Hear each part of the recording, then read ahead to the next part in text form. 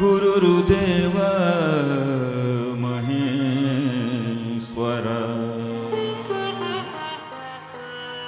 गुरुर्साक्षात् परब्रह्म तस्मै श्री गुरुवे नमः।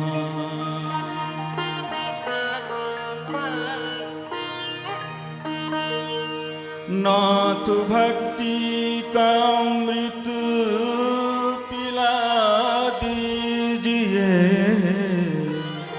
प्यास मन की सदा को मिटा दीजिए। प्रेम सागर में हमको डुबो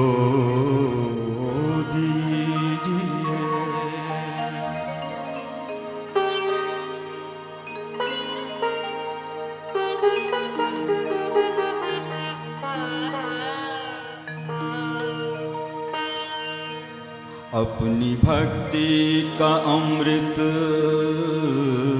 अपनी भक्ति का अमृत पिला दो प्रभु।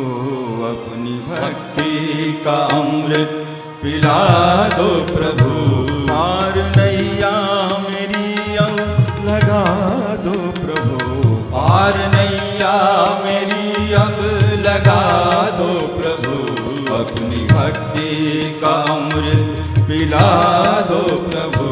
अपनी भक्ति का अमृत।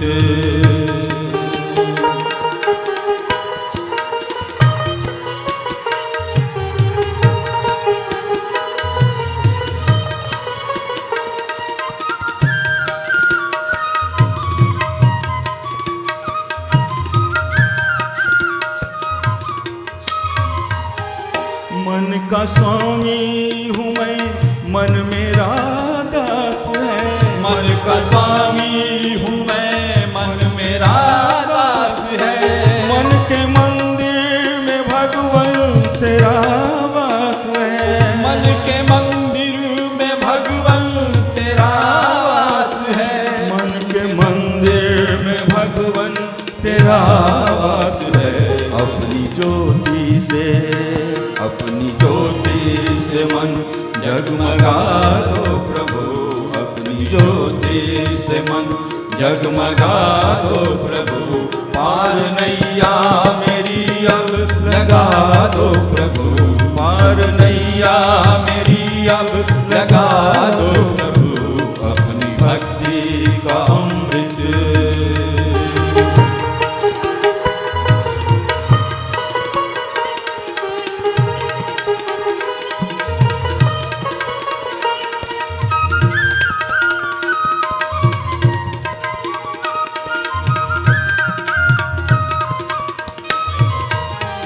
हर समय ध्यान में तुझ में लाता रहूं। हर समय ध्यान तुझ में लगाता रहूं। तेरे गुण अपने जीवन में लाता रहूं। तेरे गुण अपने जीवन में लाता रहूं। तेरे गुण अपने जीवन में लाता रहूं।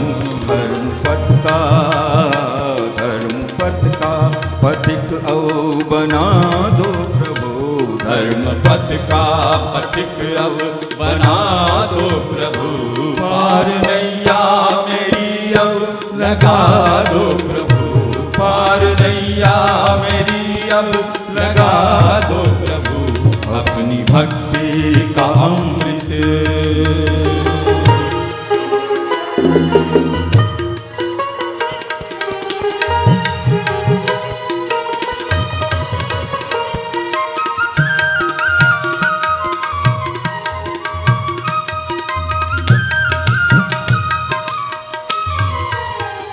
तू ही बंधु मेरा प्यारा सच्चा सखा। तू ही बंधु मेरा प्यारा सच्चा सखा। तू ही रक्षक मेरा स्वामी माता पिता। तू ही रक्षक मेरा स्वामी माता पिता। तू ही रक्षक मेरा स्वामी माता पिता।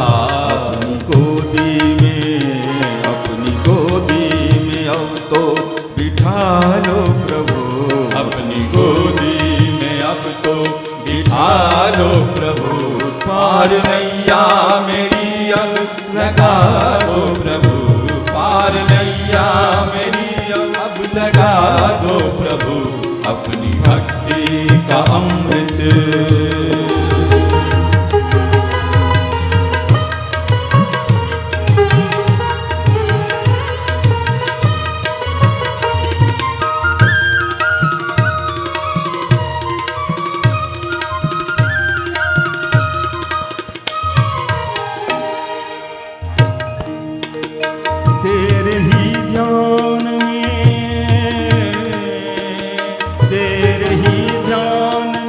रहता हूँ मैं मगन तेरे ही ध्यान में रहता हूँ मैं मगन तेरे दर्शन की मन को लगी है लगन तेरे दर्शन को मन की लगी है लगन तेरे दर्शन की मन को लगी है लगन वैद का अब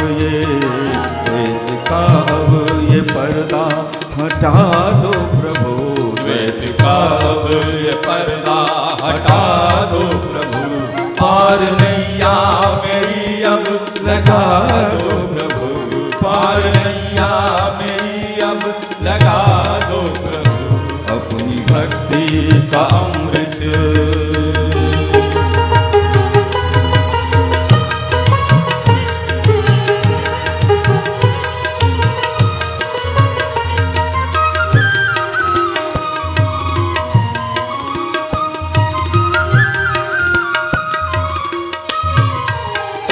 ज्योति की दो मुझे एक अपनी किरण ज्योति की दो मुझे एक अपनी किरण दीप्त हो जाए मेरा ये अंतःकरण दीप्त हो जाए मेरा ये अंतःकरण दीप्त हो जाए मेरा ये अंतःकरण मेरी कुटिया को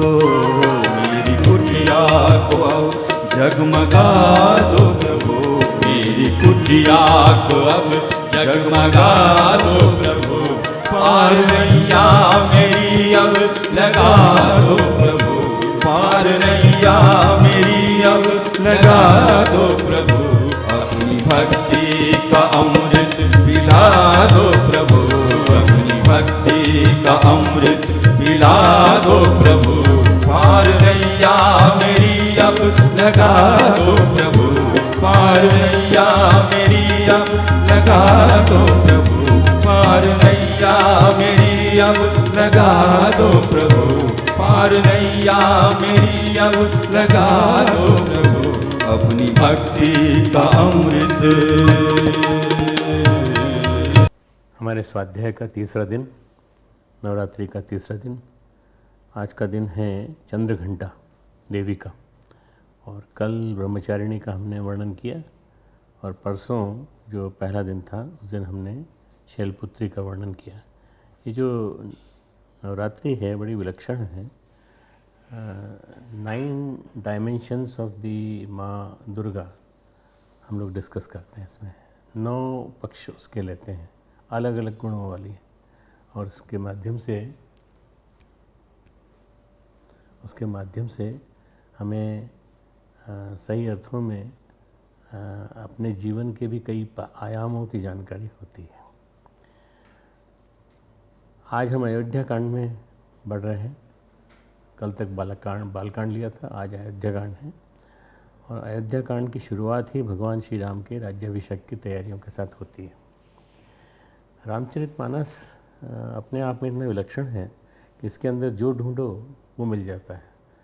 अपने जीवन के लिए उपयोगी क्या है ये भी मिल जाता है, हमें किस तरह से जीवन जीना चाहिए, जीवन जीने की कला के सूत्र, ये सब मिल जाते हैं। ये जो साधुता दुष्टता के गुण धर्म लक्षण का प्रसंग है, मैंने इसलिए लिया कि इसकी आज बहुत ज़्यादा ज़रूरत है। सबको पहचानना चाहिए कौन साधु है, कौन असाधु है, कौन संत है, कौन असंत है। ये समझ में आ जाएगा तो हमें कोई दिक्कत नहीं होगी। ये जो साधु असाधु का प्रकरण है, इसमें बालकांड में जितना हिस्सा था मैंने आपको कल तक बता दिया। आज से अयोध्या कांड के बारे में। अयोध्या कांड में गोस्वामी तुलसीदास जी जब शुरुआत करते हैं तो बड़ी विलक्षण शुरुआत करते हैं। वो जिस श्लोक के माध्यम से कहते हैं, यस्यांके च विभाति भूधर सुता देवा पगा मस्तके भाले बाल विधुर गले च गरलम यस्यो रसी व्याल राट सोऽयं भूति भूषण सूरवर सर्वाधिपः सर्वदा शर्वः सर्वगतः शिवः शशिनिभः श्रीशंकर पातु माम्। तुलसीदास जी कभी कभी लगता है कि या तो ज़्यादा शंकर जी को ज़्यादा चाहते हैं या भगवान श्री राम को ज़्यादा चाहते हैं, और वास्तव में दोनों को ही चाहते हैं और दोनों को एक रूप मानते हैं। ये जो रामचरितमानस का जानकी वल्लभो विजयते करके उन्होंने प्रकरण आरंभ किया है। प्रसन्ताम यान गताभिषेक ततस्तथा न ममले वनवास दुखतः मुखाम्बु श्री रघुनंदस्य मैं सदास्तु सा मंजुल मंगल प्रदा। मैं इसका जरा अर्थ बता देता हूँ। आज मैं चौपाइयाँ नहीं बोलूँगा क्योंकि चौपाइयों से शायद जल्दबाजी ज़्यादा हो जाती मेरी। मैं उनका अर्थ बोलूँगा तो आपको अंदाज हो जाएगा कि ये किस प्रसंग में बोल रहे हैं। रघुकुल को आनंद देने वाले श्री रामचंद्र जी के मुखारविंद की जो शोभा राज्याभिषेक से सुनकर न तो प्रसन्नता को प्राप्त हुई और न वनवास के दुख से मलिनी हुई, वह मुख कमल की छवि मेरे लिए सदा सुंदर मंगलों की देने वाली हो। न तो राज्याभिषेक की सुनकर वो बहुत खुश हुए और न वनवास का सुनकर के दुखी हुए। बिल्कुल बीच का स्वरूप। और उसमें उन्होंने अपनी माता का सम्मान पूरा बनाए रखा, तीनों माताओं का, और अपने पिता को प्रणाम करके वो चल दिए। मित्रों, ये जो श्री रामचरितमानस है ये गुरु चरणों की बड़ी शोभा वर्णन करता है। श्री गुरु चरण सरोज रज निज मन मुकुट मुकुर सुधारी बरनऊ रघुबर विमल जसु जो दायक फल चारी। ये जो गुरु चरणों की सेवा है उससे क्या मिलता है? गुरु के चरण कमलों की रज से अपने मन रूपी दर्पण को साफ करके साहित्य की सौष्ठव की साहित्य की जो खूबसूरती है उसकी दृष्टि से इतना सुंदर है रामचरितमानस। मैं 20 साल से इसको कह रहा हूँ, जब कहता हूँ मुझे बहुत अच्छा लगता है। साफ करके मन रूपी दर्पण को साफ करके मैं रघुनाथ जी के उस निर्मल यश का वर्णन करता हूँ जो चारों फलों को देता है, धर्म अर्थ काम और मोक्ष देने वाला है। अब ये अयोध्या कांड का प्रसंग चालू करते हैं। अयोध्या कांड की शुरुआत ही भगवान श्री राम के राज्याभिषेक की तैयारियों के साथ होती है। लेकिन जैसे ही रानी कैकेयी की दासी मंथरा को इस बात की खबर लगती है कि राम का राज्याभिषेक किया जा रहा है तो वो विचार करने लगती किस प्रकार रात ही रात में ही काम बिगड़ जाए, यानी राम का राज्याभिषेक न हो। और इसीलिए वो रानी कैकेयी के पास उसे समझाने, त्रिया चरित्र करने, षड्यंत्र बनाने और अपना काम करवाने के लिए आती है। अयोध्या के राज्य में मंथरा का व्यक्तित्व एक असंत व्यक्ति का व्यक्तित्व है।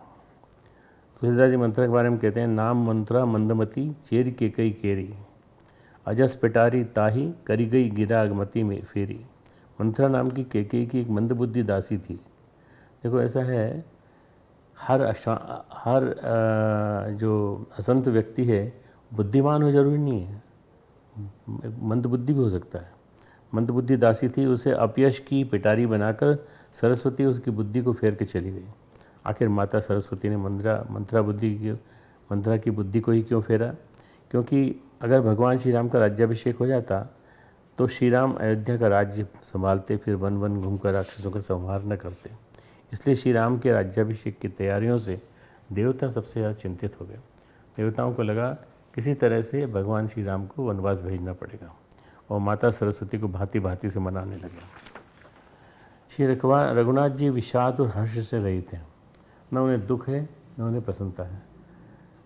हम राजा बनने वाले हैं, इसी सोच मात्र से बहुत खुश हो जाते हैं, या हम प्राइम मिनिस्टर बनने वाले हैं, हम चीफ मिनिस्टर बनने वाले हैं, खूब खुश हो जाते हैं। पर जब पता चलता है कि नहीं करना, कुछ भी नहीं बन पाएंगे तो हम दुखी हो जाते हैं।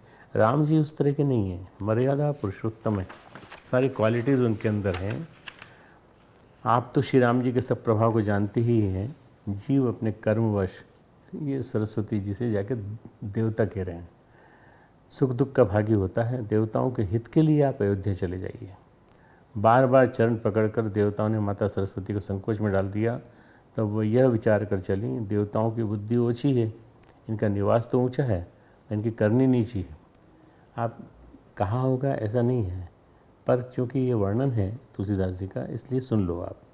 ये दूसरे का ईश्वर नहीं देख सकते, और वह यह सोच करके श्री राम के वन जाने से राक्षसों का वध होगा, जिससे सारा जगत सुखी हो जाएगा। और चतुर कवि श्री राम के वनवास के चरित्रों का वर्णन करने के लिए मेरी कामना करेंगे। ऐसा विचार कर माता सरस्वती हृदय में हर्षित होकर, प्रसन्न होकर दशरथ जी की अयोध्या में आती हैं। वहाँ कैकेयी की एक मंदबुद्धि दासी मंथरा की बुद्धि फेर कर चली आती हैं। सबसे ज़्यादा गड़बड़ी कब होती है? जब बुद्धि बदल जाती है, बुद्धि परिवर्तन होता है। तो अच्छे खासे विद्वान भी ऐसे आचरण करते हैं जैसे मूर्ख की तरह से, या बहुत धूर्त की तरह से। मंथरा ने अपना काम सिद्ध करने के लिए कैकेयी को समझाया। मंथरा ने कैकेयी को कई तरह की कुटिल पाने, ये 18वां दोहा है, कुटिलपन की बातें के गढ़कर उल्टा सीधा समझा दिया। और सैकड़ों सोतों की कहानियाँ इस प्रकार बनाकर कहीं जिससे विरोध बढ़े। सत्संग से जहाँ बुद्धि सत्कर्मों की ओर लगती है, वहाँ कुसंग से बुद्धि कुमार को अपना लेती है। मंथरा का कुसंग कैकेयी को मिला, वो बुद्धि फिर गई। मंथरा को अपना सबसे बड़ा हितैषी समझने लगी। कुबीरही रानी प्राण प्रिय जानी। कुबीरही मतलब जो कुबड़े वाली है, उसका जो था ये स्पाइनल कॉर्ड, ये अपना पीछा वाला हिस्सा ये टेढ़ा था। तो ये कुबरी व्यक्ति मंथरा को रानी ने प्राणों के समान प्रिय समझकर बार बार उसकी बड़ी बुद्धि का बखान किया। संसार में मेरा तेरे समान कोई हितकारी नहीं है, तो मुझ जातियों के बही जाति के लिए सहारा है। मैं बह जाती, समाप्त हो जाती, पर तू आई तो सहारा हो गया। इस मंथरा के लिए कैकेयी ने पहले कहा था कि मंथरा के प्रिय वचन सुनकर, किंतु उसकी मन की मेली जानकर रानी कैकेयी पहले से डांट कर बोली थी, अब चुप रह, घर फोड़ी कहीं की, कि फिर कभी ऐसा कहा तो तेरी जीभ पकड़ कर निकलवा लूँगी। वही कैकेयी मंथरा की बातों में आकर कहने लगी कि मैं तेरे कहने से कुएं में गिर सकती हूँ। बुद्धि का फेर ऐसा होता है कि आदमी की काम करने का तरीका बदल जाता है पूरा। पुत्र और पति को भी छोड़ सकती हूँ। जब तू मेरा बड़ा भारी दुख देखकर कुछ कहती है, तो भला मैं अपने हित के लिए क्यों न करूँगी। रानी कैकेयी ने वही किया जो मंथरा ने उससे करने के लिए कहा। वह कोप भवन गई, क्रिया चरित्र किया। जब राजा दशरथ उसे मनाने के लिए गए तो उसने उन्हें प्रतिज्ञा दी कि वो उसकी मांग पूरी करेंगे। और फिर उसने 2 वचन मांगे, भरत को राज्याभिषेक और तपस्वियों के वेश में राम को 14 वर्ष का वनवास। बड़ा स्पष्ट है, तपस्वियों के वेश में फिर से राजा न बन पाए, और किसी राजा की मदद न लें, और किसी राजा की शरण में न चले जाएं। इसलिए तपस्वियों के वेश में भरत को राज्याभिषेक। रघुकुल रीति सदा चली आई, प्राण जाहूँ पर वचन न जाए। क्योंकि रघुकुल सदा से रीति चली आई है कि प्राण भले चले जाएं, पर दिया हुआ वचन अधूरा नहीं रहता बल्कि पूरा होता है। तो अपने वचन को पूरा करने के लिए उन्होंने हामी भर दी। कैकेयी को उन्होंने बहुत तरह से समझाया। कैकेयी दशरथ की सबसे प्रिय रानी थी। उन्होंने उससे कहा कि भरत को राज्य दे दो। कैकेयी ने एक युद्ध हुआ था जिसमें स्वर्ग तक गए थे लड़ने के लिए। स्वर्ग ही नहीं, भारत इसमें होगा, भारत की ऊंची ऊंचाइयों में, और यहीं उनकी लड़ाई हो रही थी, युद्ध हो रहा था। उसमें कैकेयी ने अपना हाथ लगा दिया था। जब वो रथ का पहिया निकलने लगा तो कैकेयी ने अपना हाथ लगा दिया था, उसकी वजह से वो गिरने नहीं पाए। उसका ये तो कैकेयी जो थी वो नागालैंड और उसके आसपास की क्षेत्र की रानी थी, और वहाँ से वो उनको मिली थी दशरथ जी को। तो उन्होंने कैकेयी के ऊपर एक बहुत बड़ा काव्य है जो मैथिली शरण गुप्त ने लिखा है, और बड़ा सुंदर काव्य है। मैंने उसको पढ़ा तो मुझे आनंद आ गया कि कैकेयी के एक पक्ष तो ये है और एक दूसरा पक्ष उसमें भी है कि कितनी बहादुर थी, कितनी नीतिमत्ता थी, संपन्न थी, कितनी बहुत बुद्धिमान थी, सलाह देती थी समय समय पर। दशरथ जी की 3 रानियाँ थीं। तीनों रानियों में वो सबसे ज़्यादा प्यार तो कैकेयी से भी करते थे, और अपनी जो भगवान राम की माँ थीं उनसे भी करते थे। लक्ष्मण की माँ थी उनसे भी करते थे, कहीं कोई कमी नहीं थी। पर महाराज दशरथ जो है वो, उन्होंने उससे कहा कि भरत को राज दे दो, राम को 14 वर्ष के लिए वन मत भेजो, उसका अपराध क्या है। उन्होंने कहा वन भेजने क्या जरूरत है, उसको हम कहीं भी रख देंगे, किसी भी जगह कह देंगे, बहुत बड़ा है अयोध्या, पूरा भारतवर्ष पूरा अयोध्या था, बृहत्तर भारत। मैं अफ्रीका गया था तो अफ्रीका में मैंने पर्वत देखा, मेरू पर्वत। मैंने पूछा उनसे, हम लोग प्लेन से गए थे, छोटा प्लेन था, तो उन्होंने बताया कि यहाँ श्री राम आए थे, भगवान श्री राम आए थे और उन्होंने यहाँ अश्वमेध यज्ञ किया था। करीब करीब ईस्ट अफ्रीका का क्षेत्र था। तो आप सब कल्पना कीजिए कि भारत कहाँ तक फैला हुआ था, पूरा क्षेत्र पूरा भारत का था। लोभुन राम ही राजु कर, बहुत भरत पर प्रीति।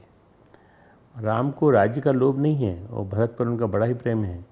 मैं ही बड़े छोटे का विचार करके राजनीति का पालन कर रहा था, यानी बड़े को राज तिलक देने जा रहा था। मान लिया, चलो तुम्हारी बात मान ली, राज तिलक उसको नहीं करेंगे। वो अपने क्रोध को त्याग कर राम का अपराध तो बता। सब कोई तो कहते हैं कि राम बड़े ही साधु हैं, तू स्वयं भी राम की सराहना करती थी, तो उसको इतना प्यार करती थी राम को, सर्वाधिक स्नेह तूने राम को किया। यह सब सुनकर मुझे संदेह हो रहा है कि तुम्हारी प्रशंसा और स्नेह कहीं झूठे तो नहीं थे। वो जिन राम का स्वभाव शत्रु के लिए भी अनुकूल है, वो माता के प्रतिकूल आचरण क्यों करेगा। भरत तो भूलकर भी राजपद नहीं चाहते, होनहार वश तेरे ही जी में कुमति आ गई है। ये दशरथ और कैकेयी का संवाद चल रहा है, लेकिन रानी कैकेयी राजा दशरथ की एक भी बात नहीं मानती, बल्कि उन्हें वो तीर के समान चुभने वाला वचन कहती है कि व्यंग वचन बोलती है, राम साधु हैं और आप सयाने साधु हैं, और राम की माता भी भली हैं। अगर सवेरा होते ही मुनि का वेश धारण करके यदि राम वन को नहीं जाते तो हे राजन, मन में यह निश्चय समझ लीजिए, मैं मरूंगी और आपका अपयश होगा। मरने की धमकी दे दी कैकेयी ने। ये व्यक्ति की बुद्धि किसी बात पे फिर जाती है तो फिर उसे कुछ सही समझ में नहीं आता कि सही क्या है गलत क्या है। अब तो मंत्रा ही बोल रही थी कैकेयी के मस्तिष्क से, यदि अपनी बात कोई मनवाना चाहता है तो फिर वो करा ही लेता है ऐसा आदमी, और उसी में अपना हित समझता है, उसके परिणाम को नहीं देख पाता। कुसंगति का यही प्रभाव है, वह व्यक्ति को बुद्धि को कुमार्ग पर चलने के लिए विवश कर देती है, और उसी में व्यक्ति को अपना हित समझ में आता है। प्रातःकाल होते ही जब राजा दशरथ मंत्री सुमंत्र द्वारा श्री राम को बुलावा दें और वो आए, तो माता कैकेयी वो पिता दशरथ की दशा देखकर अत्यंत दुखी हुए। उनकी दशा के बारे में गोस्वामी तुलसीदास जी कहते हैं कि श्री रामचंद्र जी का स्वभाव कोमल और करुणामय है। उन्होंने अपने जीवन में पहली बार दुख देखा, इसके पहले उन्होंने कभी भी दुख नहीं देखा था, न सुना था। शुरू से ही उन्होंने राज्य के श्रेष्ठतम और सबसे बड़े बेटे होने के नाते सब कुछ अच्छा पाया था। तो इस समय का विचार करके हृदय में धीरज धर करके उन्होंने मीठे वचनों से माता कैकेयी से पूछा, या माता पिताजी के दुख का कारण तो कहो जिससे उसका निवारण हो सके। तो कैकेयी ने उन्हें बताया, तुम्हारे पिताजी ने मुझे 2 वरदान दिए थे, मुझे जो अच्छा लगा वही मैंने मांगा, और लेकिन उसे सुनकर राजा के हृदय में सोच हो गया। एक तरफ तो उनका पुत्र स्नेह है जो तुम्हारे प्रति है, दूसरी तरफ वचन पूरा करने की प्रतिज्ञा है। वचन जानकर अब राजा धर्म संकट में पड़ गए। अब ये तुम्हारे ऊपर है कि तुम उनका धर्म संकट निकालो और उनको उससे पूरा करो, उनके वचन को पूरा करो, राजा की आज्ञा शिरोधार्य करो और उनकी कठिन क्लेश उनका जो है मिटाओ। ये राम और कैकेयी का संवाद चला। अब जब श्री राम को माता कैकेयी के मांगे वचन पता चले तो उन्होंने मुस्कुरा कर उनसे कोमल और सुंदर वचन कहे, जो माता, हे माता सुनो, वही पुत्र बड़भागी है जो पिता और माता के वचनों का पालन करता है। हम लोग जिस युग की बात कर रहे हैं ये है त्रेता युग, और त्रेता युग में पुत्र कह रहा है माँ से, उस माँ से जो उसको जो वन भेजना चाहती है उसको कठोर दंड दे रही है। वो कह रहे हैं, राम कह रहे हैं, वही पुत्र बड़भागी है जो माता पिता के वचनों का पालन करने वाला है। उनकी आज्ञा पालन द्वारा माता पिता को संतुष्ट करने वाला पुत्र है जननी सारे संसार में दुर्लभ है। वन जाने पर विशेष रूप से मुनियों का मिलाप होगा, मैं ऋषि मुनियों से मिलूँगा, मेरा सही प्रकार से कल्याण है। उसमें फिर पिताजी की आज्ञा है, सबसे बड़ी बात है पिता की आज्ञा मान रहा हूँ मैं, और है जननी तुम्हारी सम्मति है, आपकी भी उसमें राय है, और इसके साथ ही मेरे प्राण प्रिय भरत को राज्य मिलेगा, ये सोच सोच के मन प्रसन्न हो रहा है। ये मर्यादा पुरुषोत्तम है। ये मर्यादा पुरुषोत्तम है, जो अपनी जो अपना मन बता रहे हैं, वो कोई ऐसा नहीं कि उनको समझाने के लिए बता रहे हैं, बल्कि ये बताने के लिए उन्होंने कहा कि मेरे प्राण प्रिय भरत को राज्य मिलेगा, आज विधाता सब प्रकार से मेरे अनुकूल है। यदि ऐसे काम के लिए मैं वन को न जाऊं तो मूर्खों के समाज में सबसे पहले मेरी गिनती होगी। जो न जाऊं बन ऐसे हो काजा, प्रथम गनीय मही मूढ़ समाजा। देखा जाए तो श्री राम के जीवन में यह समय उनके जीवन की दिशा धारा को एकदम से मोड़ने वाला था। हमारे जीवन में जब कोई परिवर्तन अचानक से होता है तो हम परेशान हो जाते हैं, लेकिन भगवान श्री राम उस परिस्थिति में भी धीरे से काम लेते हैं, सकारात्मक सोचते हैं। देखिए, हम लोगों के लिए कितना बड़ा शिक्षण है। जब ऐसी परेशानियां कोई आएँ तो सकारात्मक सोचिए, positive thinking, positive mental attitude, PMA। कहाँ उनका राज्याभिषेक होने वाला था और कहाँ उनको सब कुछ त्याग कर परिवार, राज, तपस्वी के वेश में 14 वर्ष वनवास में गुजारने थे। वे इस परिस्थिति के लिए सहज तैयार हो गए, सबसे विदा मांगी, लेकिन उनकी पत्नी सीता और छोटे भाई लक्ष्मण ने भी उनके साथ चलने के लिए उनसे कहा। सीता जी नाजुक कोमलांगी थीं, अभी शादी करके आई थीं, मिथिला की रहने वाली थी। श्री राम जी ने उन्हें वन के कष्टों के बारे में बताया। भाई, बहुत भयंकर वन है, वन बड़ा कठिन और भयानक है। वहाँ की धूप और जाड़ा, वर्षा और हवा सभी बड़े भयानक हैं। आप यहाँ महल में रहती हैं, बड़ी खुश हैं, बड़ी सुखी हैं, मेरे साथ चलेंगे तो बहुत परेशान होंगी। रास्ते में कुछ कांटे और बहुत सारे कंकड़ हैं, उन पर बिना जूते के पैदल ही चलना होगा। तुम्हारे चरण कमल कोमल और सुंदर हैं, चरण कमल मृदु मंज तुम्हारे, मार्ग अगम भुगी भूमि धर बारे। उन पर बिना जूते के पैदल चलना होगा। रास्ते में बड़े बड़े दुर्गम पर्वत हैं, ज़मीन पर सोना, पेड़ों की छाल के वस्त्र पहनना, कंदमूल फल का भोजन करना, और भी क्या क्या सब दिन मिलेंगे। सब कुछ अपने समय के अनुकूल मिल सकेगा? नहीं मिल सकेगा। तब सीता जी ने उन्हें कई तरह से मनाया। उनसे कहा, हे सुजान, आपके बिना स्वर्ग भी मेरे लिए नरक के समान है। आप हैं तो मेरे लिए स्वर्ग है।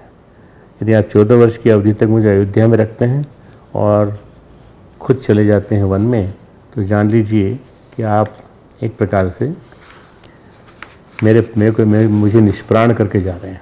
तब श्री रामचंद्र जी ने उनसे कहा, आप सोचना विचारना छोड़ो, मेरे साथ चलो, वनगमन की तैयारी करो।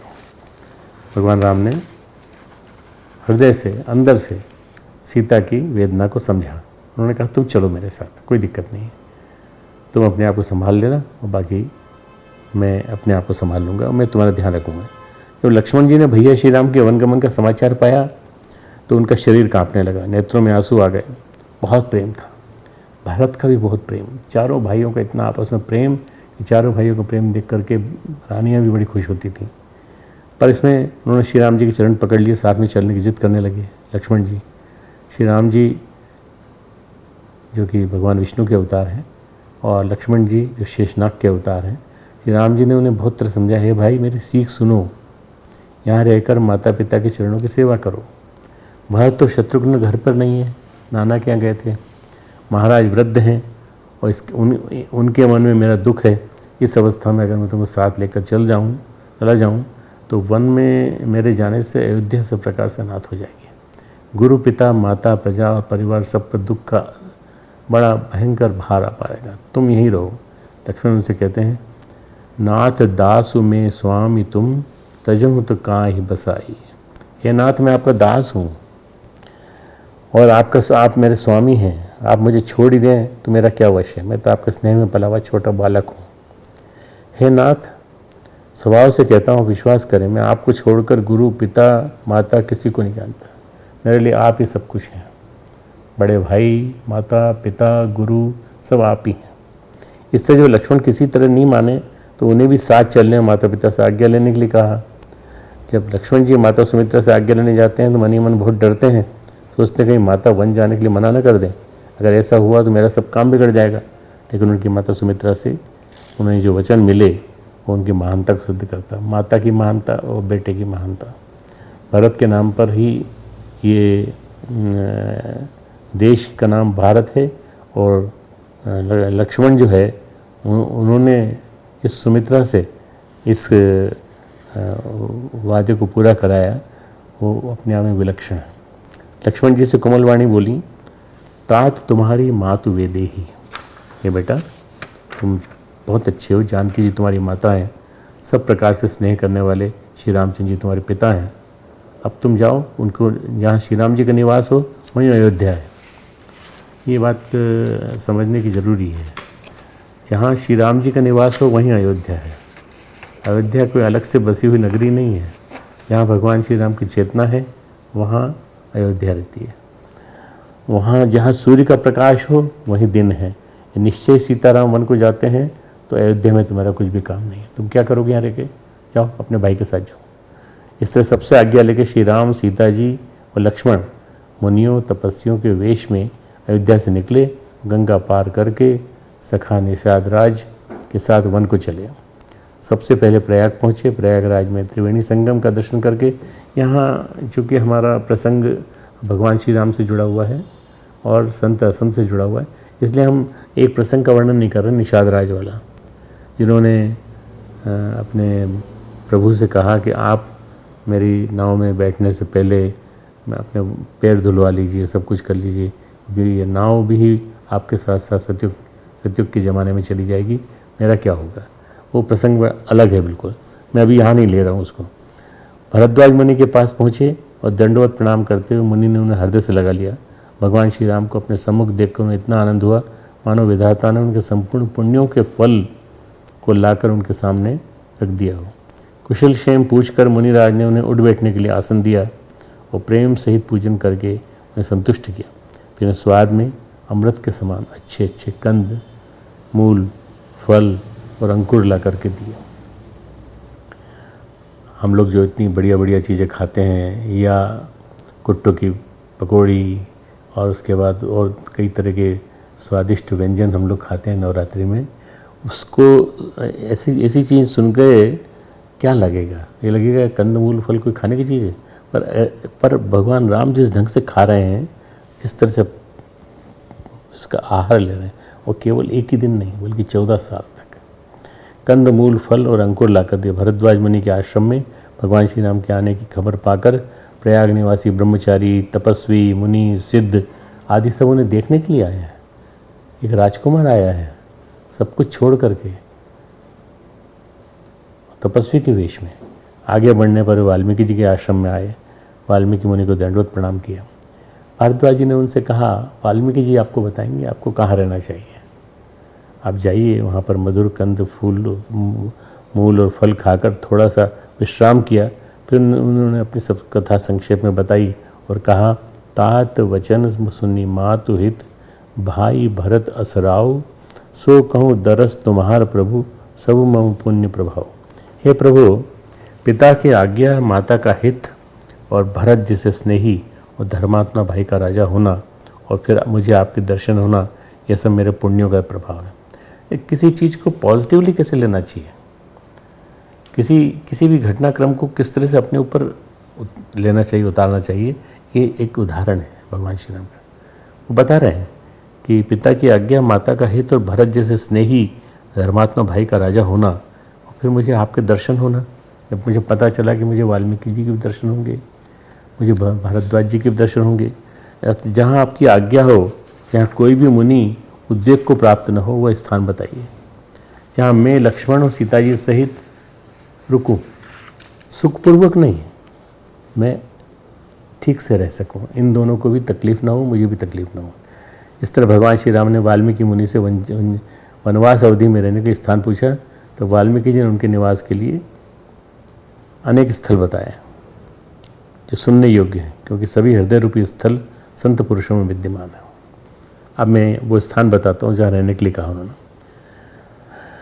वो कहते हैं, वाल्मीकि जी, जिनके कान समुद्र की भांति आपकी सुंदर कथा रूपी अनेकों सुंदर नदियों से निरंतर भरते रहते हैं तथा कभी तृप्त नहीं होते हो, जिनके हृदय आपके लिए सुंदर घर हैं, जिन्होंने आपके नेत्रों को आपके दर्शन रूपी मेघ के लिए चातक बना रखा है, जो भारी भारी नदियों, समुद्रों और झीलों का निरादर करते हैं और आपके सौंदर्य के एक बूंद जल से सुखी हो जाते हैं। हे रघुनाथ जी, आप उन लोगों के हृदय रूपी सुखदायी भवनों में निवास कीजिए, लक्ष्मण जी और सीता जी सहित। ये पहला पॉइंट है, ये जो वाल्मीकि जी बोलते हैं, कहाँ जाके रहिए? इनके कान समुद्र की भांति आपकी सुंदर कथा, श्री राम कथा सुनने के लिए आतुर हैं। दूसरा है, आपके यश रूपी निर्मल मानसरोवर में जिसकी जीभ हंसिनी बनी हुई है, जो आपकी गुण समूह रूपी मोतियों को चुपती रहती है, उनके हृदय में जाके बसी है। ऐसे लोग जो आपके वचन, आपके बारे में कहने के लिए उत्सुक हैं, उनके गुण समूह रूपी मोतियों को चुपती रहती है। तीसरा है, जिसकी नासिका प्रभु के पवित्र सुगंधित सुंदर प्रसाद को नित्य आदर के साथ ग्रहण करती है, और जो आपको अर्पण करके ही भोजन करते हैं। पहले प्रभु लेंगे, फिर मैं लूँगा। ऐसे लोग जिनके घर हैं, जिनके निवास हैं, उनके यहाँ जाइए, वहाँ रहिए।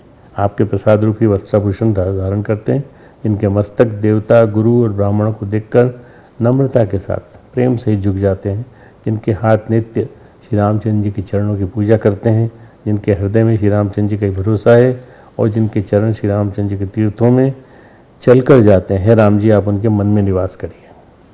एक प्रसंग इतना महत्वपूर्ण है, इतना विलक्षण है, आनंद आ जाता है, पढ़ के आनंद आ जाता है। मैंने आपको 3 गुण बताए। चौथा, जो नित्य आपके राम नाम रूपी मंत्रराज को जपते हैं। राम जो है वो अपने आप में एक मंत्र है, इसका उच्चारण करने मात्र से ही उद्धार हो जाता है।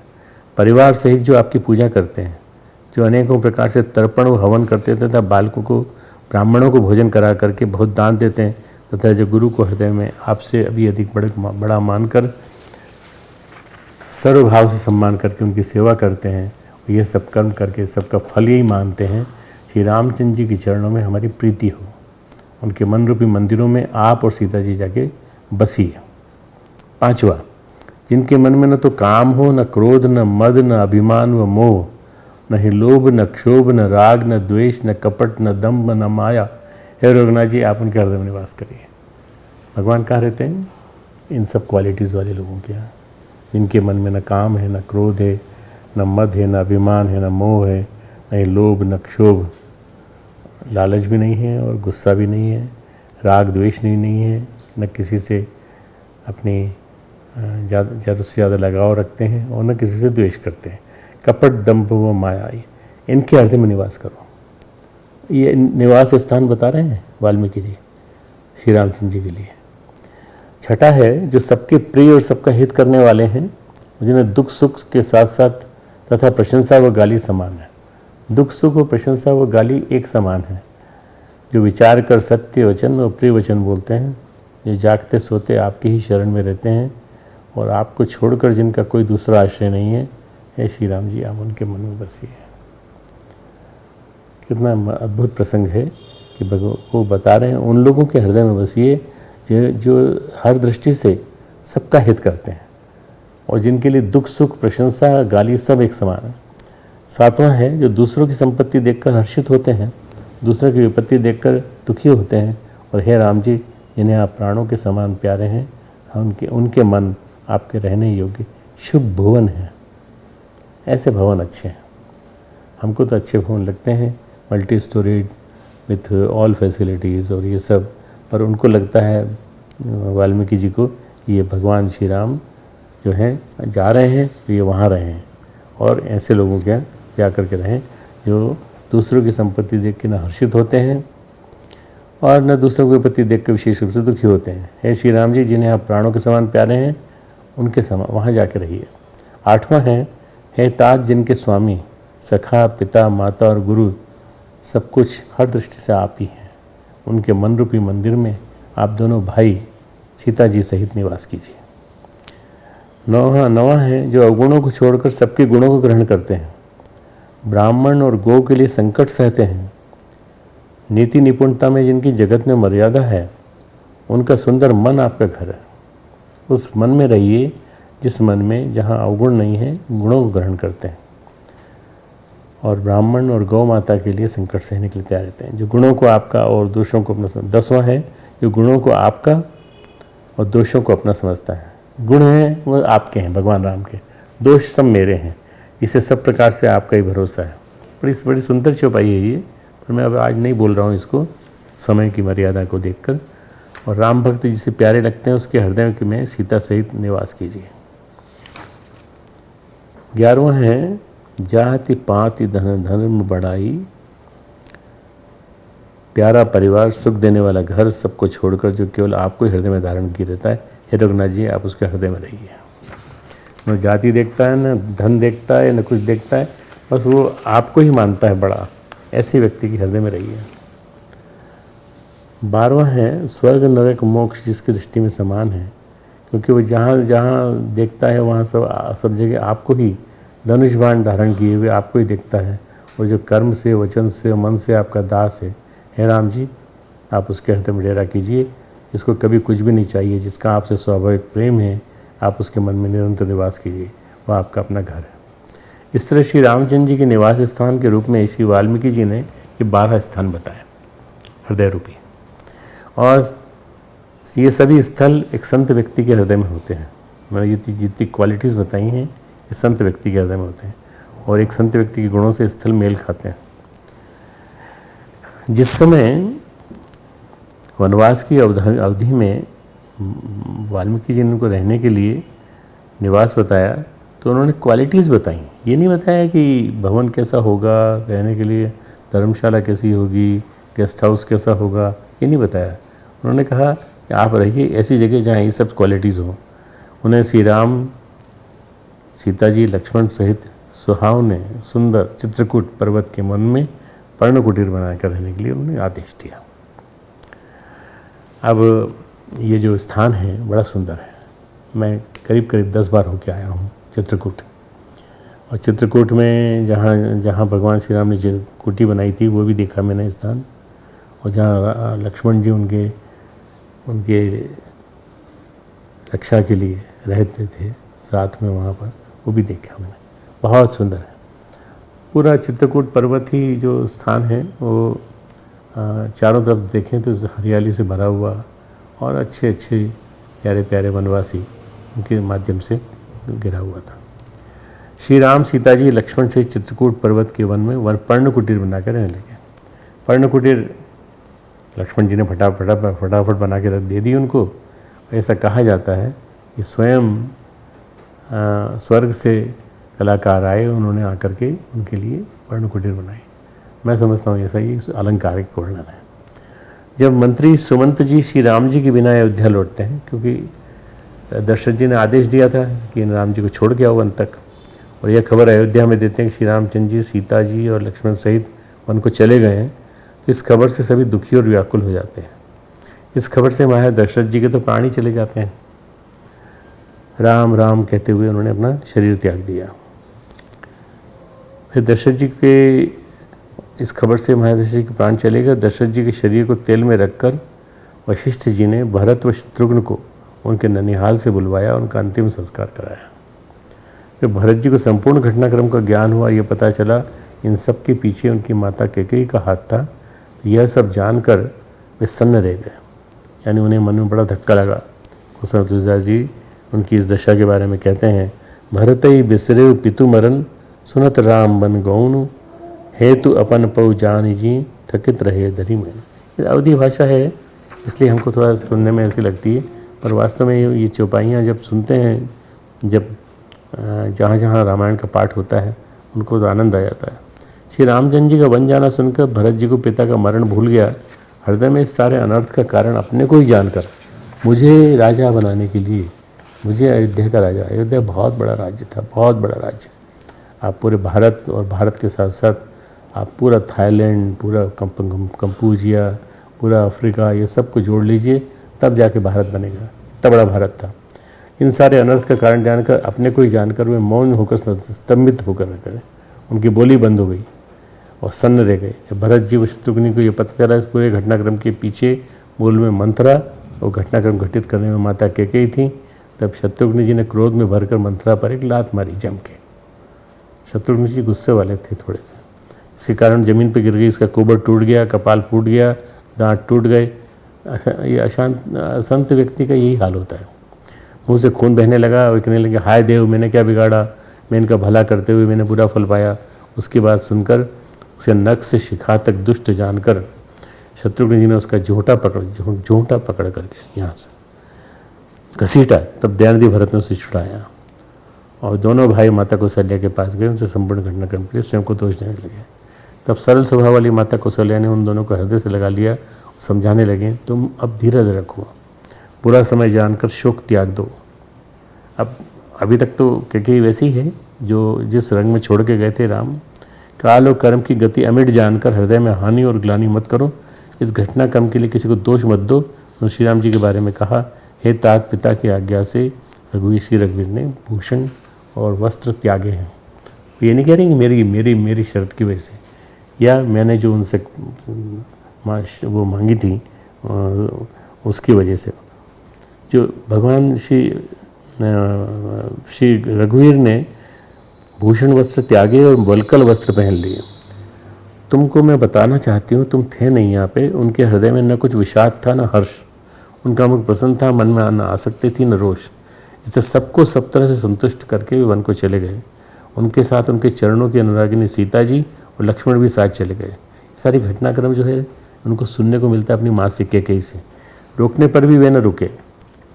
रोका कौन? रोकेगा कौन उनको? कैकेयी ने नहीं रोका। यहाँ पर माता कौशल्या जी ने श्री राम जी की प्रशंसा में उनका जो व्यवहार और स्वभाव बताया है वह संत व्यक्ति का स्वभाव व्यवहार है। भरत जी भी भैया श्री राम जी के बारे में कहते हैं, सील सकुच सुठी सरल स्वभाव, कृपा स्नेह सदन रघुराऊ। श्री रघुनाथ जी शील, संकोच, अत्यंत सरल स्वभाव, कृपा और स्नेह के घर हैं। श्री राम जी ने कभी शत्रु का अनिष्ट नहीं किया। भरत कहते हैं, मैं यद्यपि टेढ़ा हूँ पर हूँ तो उनका बच्चा और गुलाम ही। वन में रहकर श्री रामचंद्र जी वन के कष्ट सहते हैं। इस बारे में गोस्वामी तुलसीदास जी कहते हैं, मैं तुलसीदास जी बहुत सुंदर वर्णन करते हैं। श्री रामचंद्र जी का शरीर कोमल व सुकुमार स्वभाव है, जिनके शरीर में कभी गर्म हवा भी नहीं लगती थी, वे वन में सब प्रकार की विपत्तियाँ सह रहे हैं। श्री रामचंद्र जी रूपशील, सुख और समस्त गुणों के समुद्र हैं। पूर्ववासी, कुटुंबी, गुरु, माता पिता सभी को श्री राम जी का स्वभाव सुख देने वाला है। शत्रु भी श्री राम जी की बड़ाई करते हैं। बोलचाल, मिलने के ढंग और विनय से वे मन को हर लेते हैं। श्री रामचंद्र जी पृथ्वी पर कुशा बिछा कर सोते हैं। विधाता की गति बड़ी ही बलवान है। श्री रामचंद्र जी ने कानों से पहले भी कभी दुख का नाम नहीं सुना था। महाराज स्वयं जीवन वृक्ष की तरह से उनकी सार संभाल किया करते थे। सब माताएं दिन रात उनकी ऐसी सार संभाल करती थीं जैसे पलक नेत्रों की और सांप अपनी मणि की। ये उदाहरण दिए उन दोनों, ये तुलसीदास जी ने। वहीं श्री रामचंद्र जी अब जंगलों में पैदल फिरते हैं और कंद मूल और फल फूलों का प्रसन्नता के साथ भोजन करते हैं। हमें ये कंदमूल फल खाना पड़े 14 साल तक, तो हम उस आदमी को गाली देंगे जिसने उनको वन में भेजा और वहाँ जाके इतना वो किया। परंतु श्री राम खुश हैं। श्री रामचंद्र जी अपने पिता का वचन पालन करने के लिए वैभव का सुख त्याग कर वन के कष्टों को सहर्ष स्वीकार करते हैं, अपने परिवार के लिए प्रसन्न होते हैं। संक्षेप में यदि श्री रामचंद्र जी के संत स्वभाव की बात की जाए तो इस प्रकार है। श्री रघुनाथ जी विषाद और हर्ष से रहित हैं, न उनको दुख है न किसी चीज़ तरह की प्रसन्नता है। राम को राज्य का लोभ नहीं है, भरत पर उनका बड़ा ही प्रेम है। तीसरा, राम का स्वभाव शत्रु के लिए भी अनुकूल है। चौथा, श्री रामचंद्र जी का स्वभाव कोमल और करुणामय है। स्वभाव कोमल है, करुणामय है। भरत के लिए उनके मन में बहुत स्नेह है, बहुत प्यार है। अयोध्या से वनगमन के समय में भी श्री आदमी के हृदय में न विषाद था न हर्ष। ये देखो, न हर्ष हो न विषाद हो, दोनों के बीच में नहीं रहना चाहिए। दोनों के बीच में रहना चाहिए। जो ज़रूरत से ज़्यादा हर्ष, ज़रूरत से ज़्यादा दुख, हाय राम ये क्या हो गया, अब क्या होगा, और ये कैसे होगा, किस तरह से होगा। उनका मुख प्रसन्न था, मन में न आसक्ति थी न रोष। रामचंद्र जी रूपशील, सुख, समस्त गुणों के समुद्र हैं। पूर्ववासी, कुटुंबी, गुरु, माता पिता सभी को श्री राम जी का स्वभाव सुख देने वाला है। पूरा अयोध्या नगर, अयोध्या प्रांत, पूरा राज्य, वहाँ कुटुंबी जन के, गुरु, माता पिता सभी। शत्रु भी श्री राम जी की बड़ाई करते हैं। बोलचाल, मिलने का ढंग और विनय से वे हर किसी की मन को हर लेते हैं। ये संत के स्वभाव है। संतों के स्वभाव इस तरह से होते हैं। सत्संग कुसंग के बारे में यदि एक लाइन में कहा जाए, सत्संग से व्यक्ति की बुद्धि सत्कर्मों की ओर लगती है। अगर आपको सत्संग मिल जाए तो आप व्यक्ति सत्कर्मों की ओर जाता है। कुसंग से बुद्धि कुमार की ओर लगती है। अयोध्या कांड में संतों के गुणकर्म स्वभाव को संक्षेप में बताया जाए इस प्रकार है। संतों के गुणकर्म स्वभाव को, संत व्यक्ति भगवान की कथाओं में बड़ी रुचि लेते हैं, उनके हृदय में भगवान का निरंतर वास होता है। जो भी संत होगा कहीं भी तो उसको भगवान की कथाओं में बड़ी रुचि होगी, सुनने के लिए तैयार होगा हमेशा। कोई भी सुनाता हो तो वो सुनने के लिए तैयार हो जाए। संत व्यक्ति अपने मुख से सदैव शुभ वचन बोलते हैं, भगवान के गुण व कथाओं का सदैव गान करते हैं। तीसरा है, संत व्यक्ति सदैव भगवान को अर्पण करके दूसरों को देकर प्रसाद रूपी भोजन ग्रहण करते हैं। भगवान के प्रसाद रूपी वस्त्राभूषण धारण करते हैं, अर्थात वे वस्त्रों का संग्रह नहीं करते बल्कि जरूरत के अनुसार ही वस्त्र धारण करते हैं। अनावश्यक वस्त्र जरूरतमंदों को दान कर देते हैं। संत व्यक्ति भगवान को अर्पण करके दूसरों को देकर प्रसाद रूप भोजन ग्रहण करते हैं और कोई भी सामान अतिरिक्त अपने पास नहीं रखते। परिग्रह में विश्वास नहीं करते, अपरिग्रह में विश्वास करते हैं। चौथा है, संत व्यक्तियों के मस्तक देवता, गुरु, ब्राह्मणों को देखकर नम्रता के साथ झुक जाते हैं, प्रेम सहित। ये इनका आदर सम्मान करते हैं। चौथा है, संत व्यक्ति सदैव भगवान के राम नाम रूपी मंत्रराज को जपते हैं तथा परिवार सहित भगवान की पूजा करते हैं। ये अनेकों प्रकार से तर्पण व हवन करते हैं तथा ब्राह्मणों को भोजन करा के यथासंभव दान देते हैं। पांचवा है, संत व्यक्तियों के मन में काम, क्रोध, मद, अभिमान, मोह नहीं होता, नहीं लोभ, क्षोभ, राग, द्वेष, कपट, दम्भ एवं माया का वास होता है। अगला है छठा, संत व्यक्ति सबके प्रिय और सदैव सबका हित करते हैं। इनके लिए सुख दुख तथा प्रशंसा व गाली समान है। सदैव विचार कर सत्य और प्रिय वचन बोलते हैं। संत व्यक्ति दूसरे की संपत्ति देखकर हर्षित होते हैं।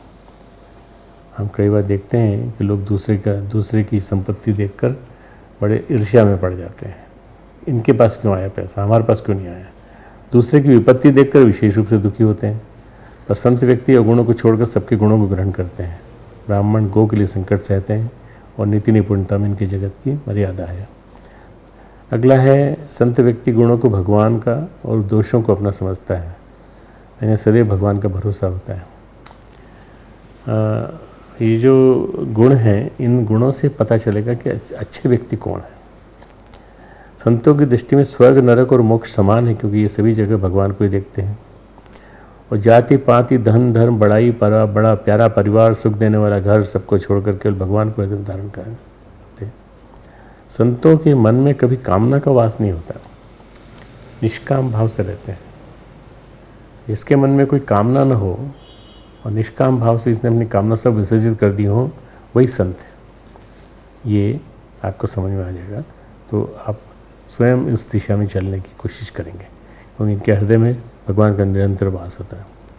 आधुनिक भारत के संतों का यदि उदाहरण लिया जाए, दो ऐसे संत हैं, जो समृद्ध राज परिवार से थे, जो स्वेच्छा से किसी बिना दबाव के राज परिवार का त्याग करके आत्मबोध हेतु तपस्वी जीवन जिया। मैं आपके सामने कथा के अंत में दो उदाहरण दे रहा हूँ, जिनके माध्यम से आपको समझ में आ जाएगा कि कैसा होना चाहिए। एक राजकुमार कैसे छोड़ सकता है सब कुछ। भगवान राम का प्रसंग त्रेता का है और बाद में आगे आने वाले समय में जो हुआ है, उसमें आत्मबोध मिलने पर अपने राज परिवार में वापस नहीं लौटे। बुद्ध समाज में ज्ञान का प्रकाश फैलाने हेतु आजीवन कार्य करते रहे। महात्मा बुद्ध, दूसरे जैन तीर्थंकर भगवान महावीर। एक संयोग है कि दोनों के दोनों एक साथ ही एक समय में एक साथ बिहार और पूरा उत्तरी भारत का बेल्ट है, इसमें रहे, पर इनका मिलना नहीं हुआ। दोनों ही अवतारी पुरुष थे। भगवान महावीर के जीवन प्रसंग पर चर्चा करेंगे हम। इनके पिता का नाम था लिच्छवी राज सिद्धार्थ। लिच्छवियों के वो शासक थे।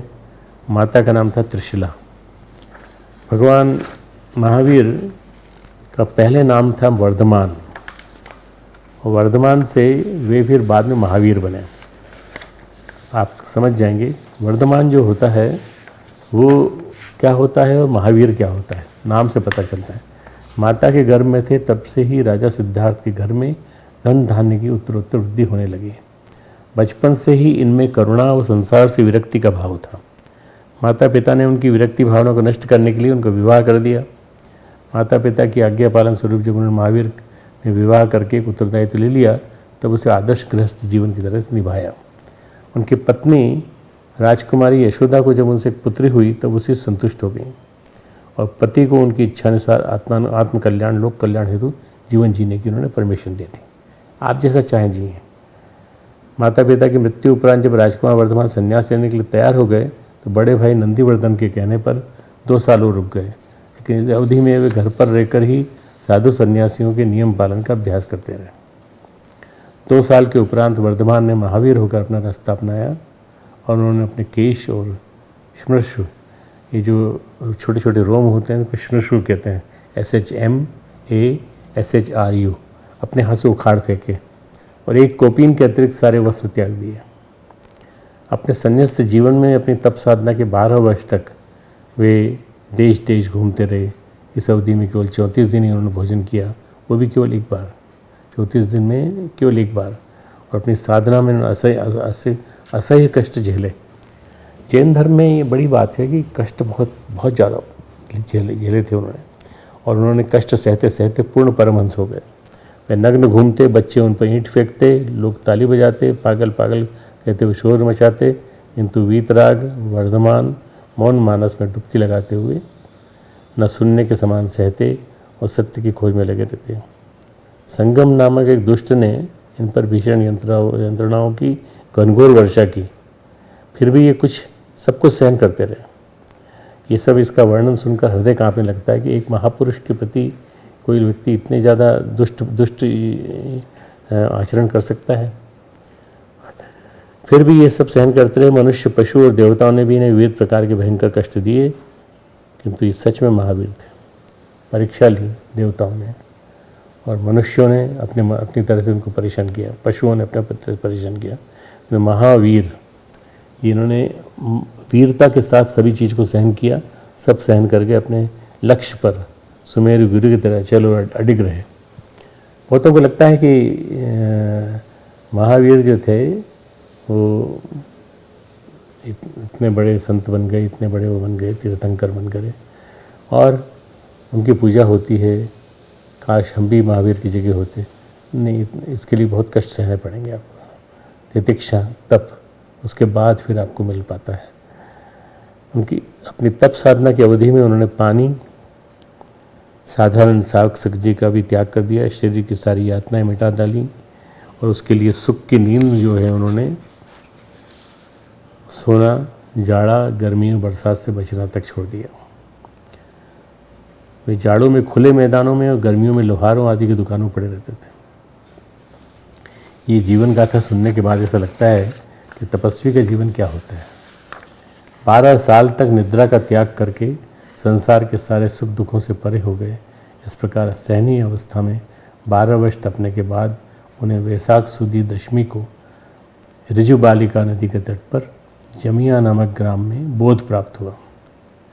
अगर इनके तप को भगवान श्री राम के अनुज भ्राता श्री लक्ष्मण जी के तप से तुलना कर सकते हैं, जिन्होंने 14 वर्ष की वनवास अवधि में न तो अन्न जल ग्रहण किया न शयन किया, सोए भी नहीं, वे केवल प्राणवायु पर ही जीवित रहे।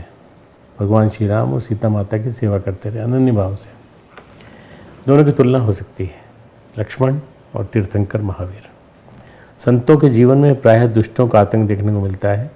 भगवान महावीर के जीवन में भी कुछ ऐसे घटना प्रसंग हैं।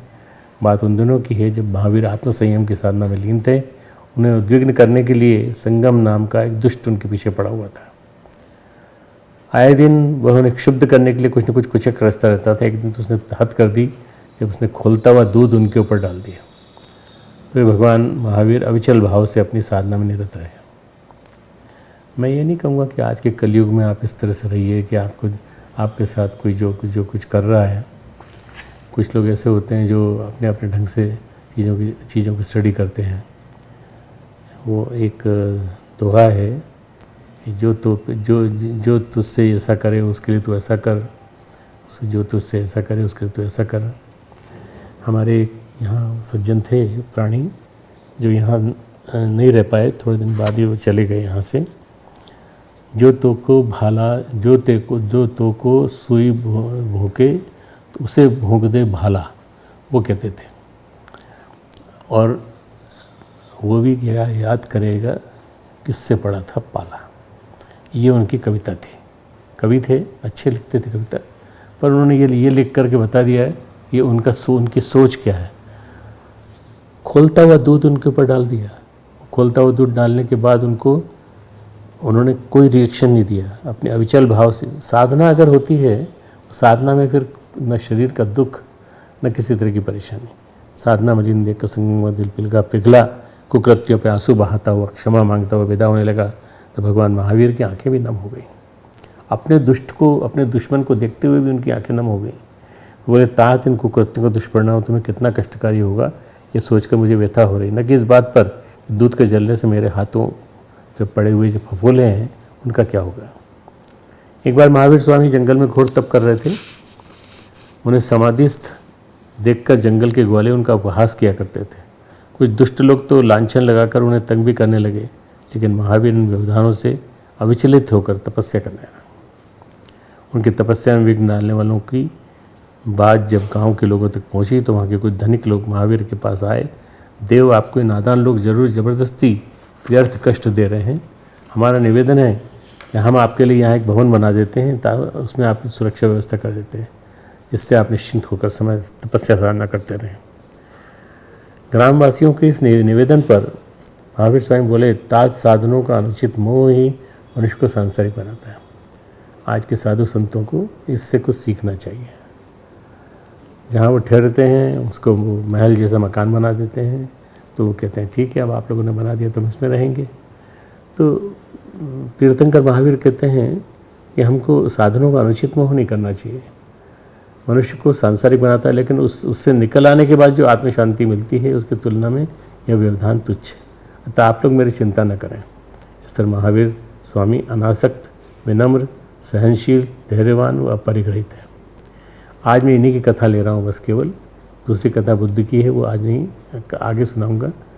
ये जो प्रसंग हैं जितने भी, ये आपको बताने के लिए हैं कि हमें जीवन कैसे जीना चाहिए। हमें जीवन में किस तरह से अपने जीवन को एक विरक्त सन्यासी न बन सकें तो कोई बात नहीं, बस सन्यासी का मतलब होता है जो सम से युक्त हो, समत्व भाव हो जिसके मन में। हम कैसे जीवन जी सकते हैं, कैसे ऐसे रह सकते हैं जिससे कि हमको किसी तरह का कष्ट न हो और हमारे से दूसरों को कष्ट न हो। बस इस तरह से जीवन जीने वाला व्यक्ति संत कहलाता है। तो मैंने आज आपको संतों का और असंतों का लक्षण बताया, और यहाँ से चल के जब अयोध्या से चल के भगवान राम पहुँचते हैं तो आगे पहुँचते हैं तो उनको क्या क्या मिलता है रास्ते में, और उनको किस किस तरह से शिक्षण मिलता है कि तुम्हें कहाँ रहना चाहिए, वो सारा वर्णन मिलता है। आज की बात यही समाप्त करता हूँ मैं। ओम शांति। हमारे YouTube चैनल शांति कुंज वीडियो गायत्री परिवार को सब्सक्राइब करें एवं बेल आइकन जरूर दबाएं ताकि गायत्री परिवार की विभिन्न गतिविधियों की जानकारी आपको मिलती रहे।